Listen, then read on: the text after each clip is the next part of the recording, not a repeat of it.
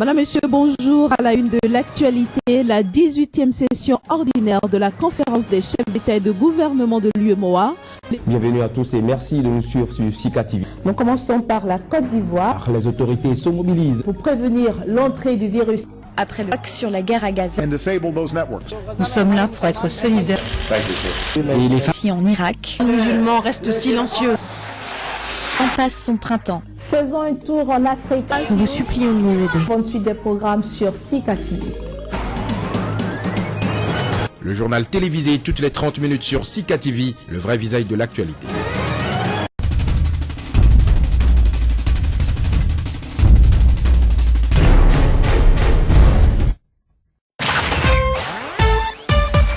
Suivez SICA TV désormais en Europe sur le satellite Eutelsat.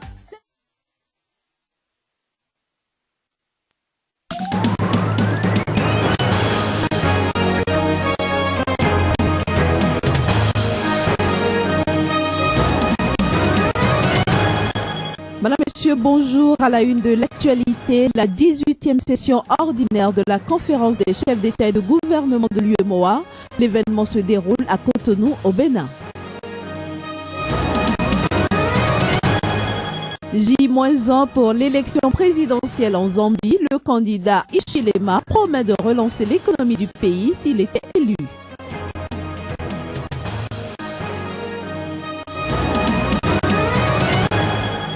Enfin, 6 personnes condamnées à mort en Indonésie ont été fusillées dimanche.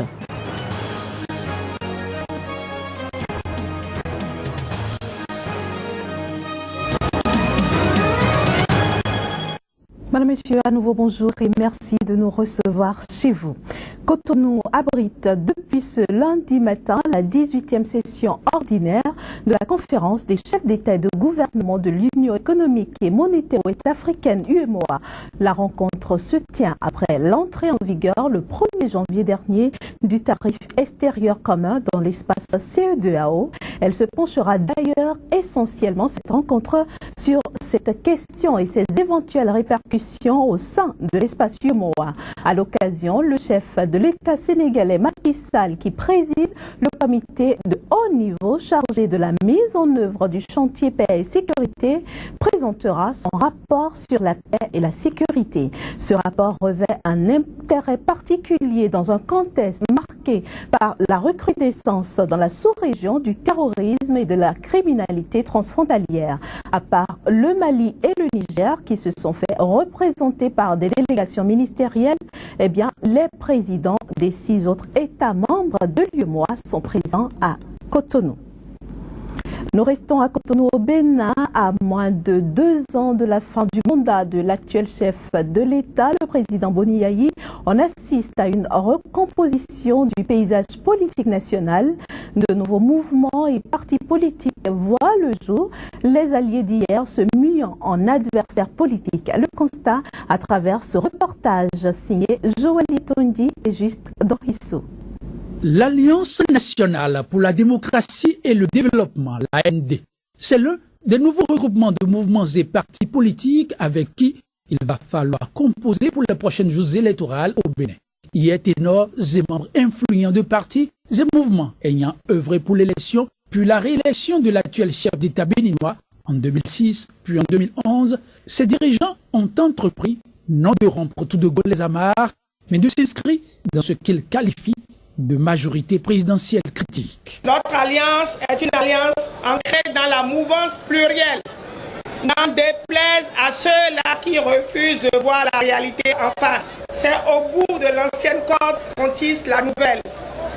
L'AND, qui est un regroupement de personnes politiquement très futées, très expérimentées, est en train de siffler la fin de la récréation. Pour le premier responsable de l'AND, plus de tergiversation possible. Il faut, au plus tôt, tourner la page. Comment comprendre cette attitude de notre président qui, à nos yeux, éprouve le plaisir à voir les fils et les filles de ce pays divisés?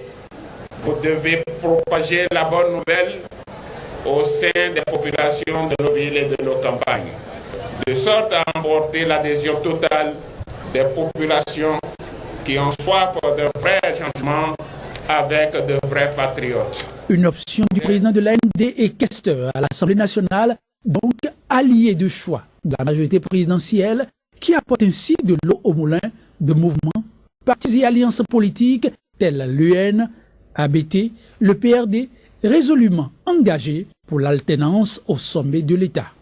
On vient nous dire on a 66 maires. Jusqu'à présent, les contentieux à la Cour suprême ne sont pas terminés. Pour ces élections-là, ça fait près de 6 ans.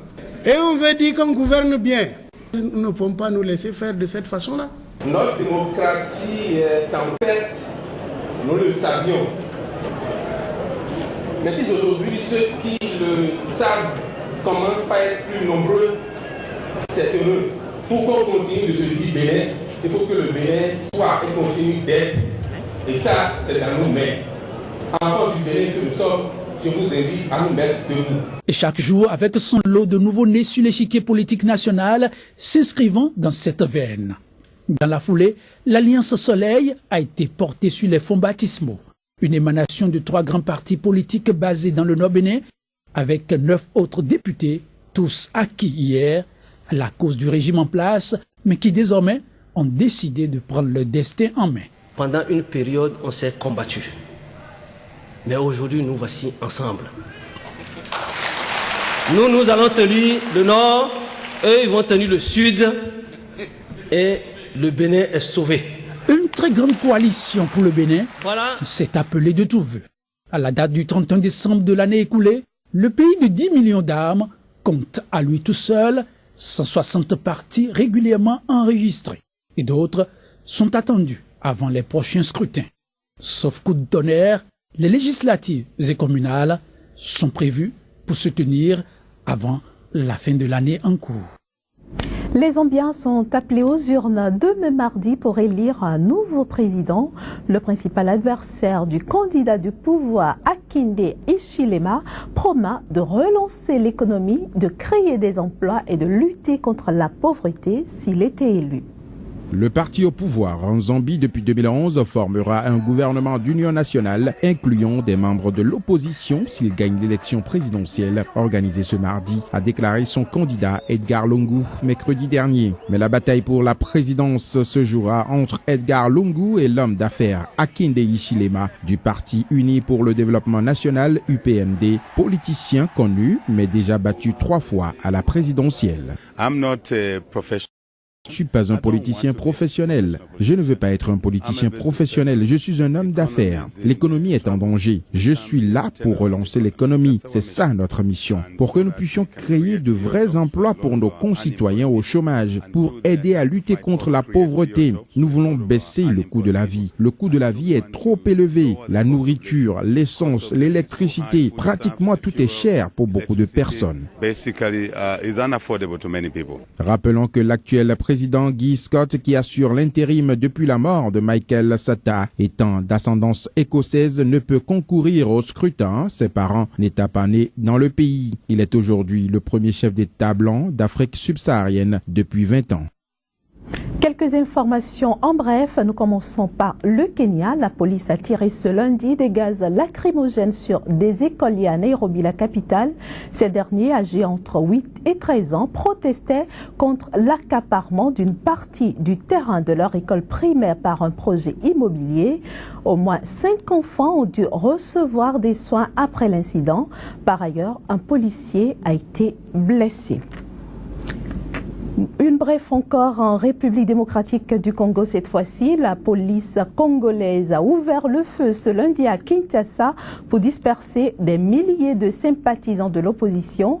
Les manifestants étaient dans les rues pour dénoncer une nouvelle loi électorale examinée ce jour même au Sénat.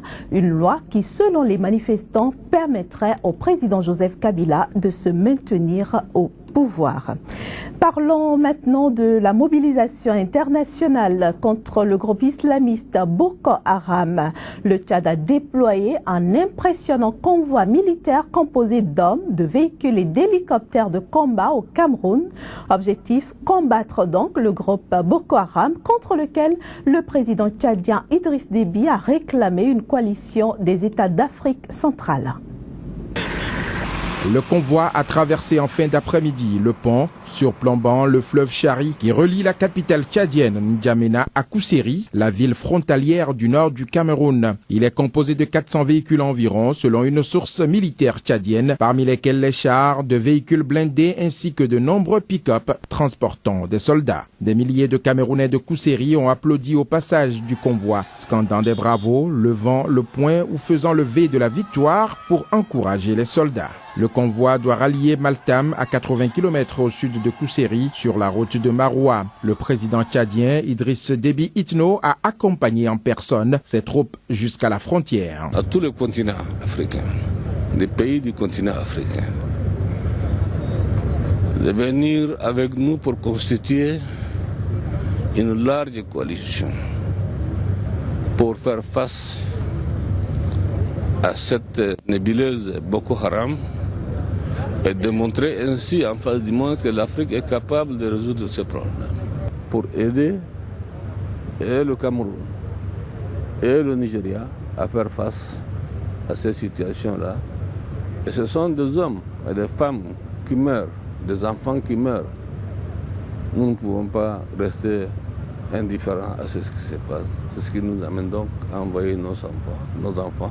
Rappelons que lundi dernier, les insurgés islamistes de Boko Haram ont lancé un raid sur une base de l'armée camerounaise à Kolofata, à 10 km de la frontière nigériane. Jeudi, le président camerounais Paul Biya annonçait que son voisin tchadien allait lui prêter main forte. 6 personnes reconnues coupables de trafic de drogue ont été fusillées dimanche en Indonésie, où la législation en la matière est l'une des plus sévères du monde. Les exécutions de dimanche ont entraîné le rappel des ambassadeurs du Brésil et des Pays-Bas. Ils étaient un Brésilien, un Néerlandais, un Malawite, un Nigérian, une Vietnamienne et une Indonésienne. Alors que la peine capitale leur avait été infligée par la justice indonésienne entre 2000 et 2011, ces 6 détenus ont été fusillés par un peloton d'exécution peu après minuit dimanche. Ils avaient tous été condamnés pour contrebande de drogue, à l'exception du Néerlandais, reconnu coupable d'avoir orchestré la production d'ecstasy, une drogue dérivée de l'amphétamine, dans une gigantesque usine.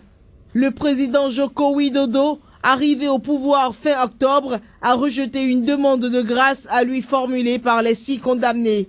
L'Union européenne avait appelé l'Indonésie à renoncer à ces exécutions que le Brésil et les Pays-Bas ont immédiatement dénoncées, rappelant leurs ambassadeurs respectifs pour des consultations.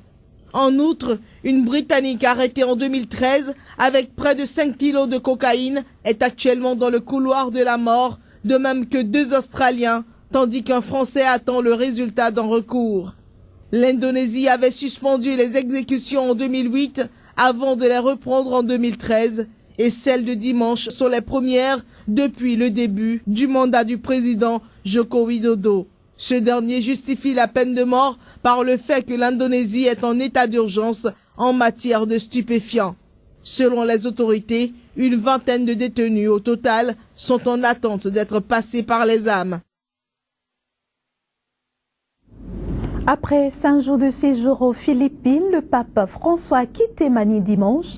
Pour le numéro 1 du Vatican, c'est la fin d'un voyage intense sur le continent asiatique. Aéroport de Manille ce lundi matin. Comme à son arrivée, le pape François est acclamé par des dizaines de milliers de personnes venues saluer son départ. C'est la fin d'un voyage intense au Sri Lanka et aux Philippines, un voyage qui aura connu des affluences records. La gigantesque messe du parc Rizal a drainé dimanche 6 millions de Philippins enthousiastes. La messe papale a été très enrichissante. Quand nous avons chanté « Dites au monde son amour », nous nous sommes mis à pleurer parce que nous avons senti la présence de Dieu. Cet événement renforcera la foi des catholiques qui avaient faibli chez certains. Les gens vont devenir ouverts d'esprit sur le message de Dieu. Ça renforcera aussi leurs espoirs et leur croyance en Dieu. Cette visite en Asie aura été l'occasion pour le souverain pontife de condamner le matérialisme et la corruption. Le pape François a par ailleurs appelé les Philippins à être des missionnaires de la foi en Asie, continent où les catholiques ne représentent que 3% de la population. Madame, Monsieur, ce sera tout pour cette édition. Merci de votre fidélité à Sika TV. Au revoir.